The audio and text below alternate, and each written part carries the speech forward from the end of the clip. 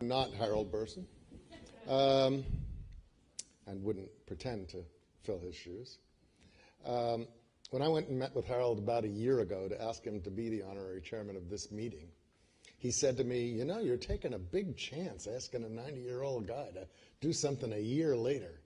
And I laughed because he's such an enormously vibrant person. Those of you who know him know that Harold still comes to the office every day.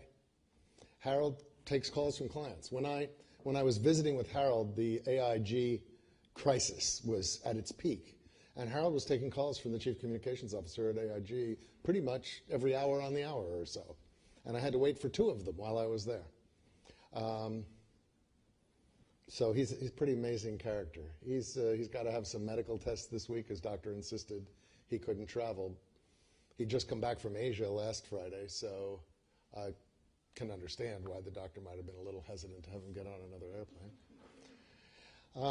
But he's a pretty amazing guy. And when we talked about this session and what he had hoped to share with you, he hoped to share with you a view that I completely share with him, which is an enormous amount of optimism about the future of our businesses, about the future of public relations consultancy. I know that Harold feels very strongly that our time has come, that we're at an enviable place in the history of public relations consultancies, thanks in part to some of the people that are here today who built these fantastic organizations. And I know that he feels that it's important that this business remain built on a definition of public relations which Harold has espoused for many years and which I teach to my students now. Harold's got a very simple definition of PR. Do good and get credit for it. Right? It's a nice, simple construct for the definition of what we do. We advise clients on how to do good and get credit for it. The do good part's the important part, right, from Harold's point of view. And he and I were selected along with Rob Flaherty and a couple of other people to advise a major corporation recently on a crisis.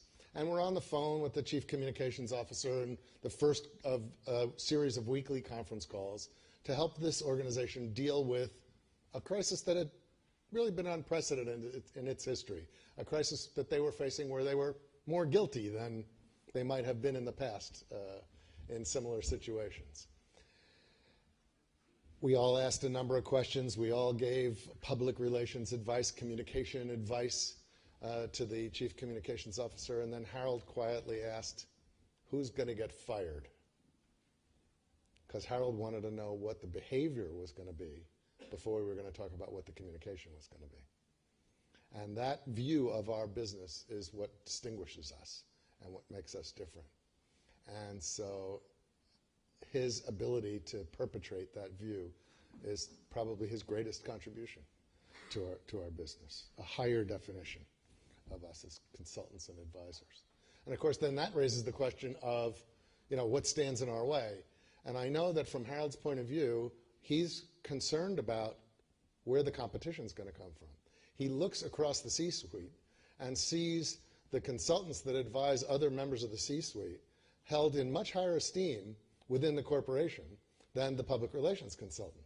And so then the question becomes, you know, how do we get to that next level? Our clients are there.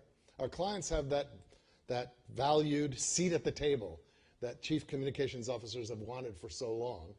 And yet we as consultants still don't enjoy the same level of esteem as, say, the firm's chief counsel or the firm's public accounting firm or Booz Allen or McKinsey advising us from a consulting level. And of course that translates into all kinds of difficulties for us as consultants, including not being able to pay people the kind of salaries that those consultancies pay their people, which means we'd struggle to get the talent to deliver on the promise of do good and get credit for it. Right? So I know that's kind of the challenge that Harold wanted to lay out for this group over the next day and a half to think about, you know, how do we overcome that? How do we as consultants rise to the level of esteem, the level of being thought of as critical in the way that the consultants that advise the other members of the C-suite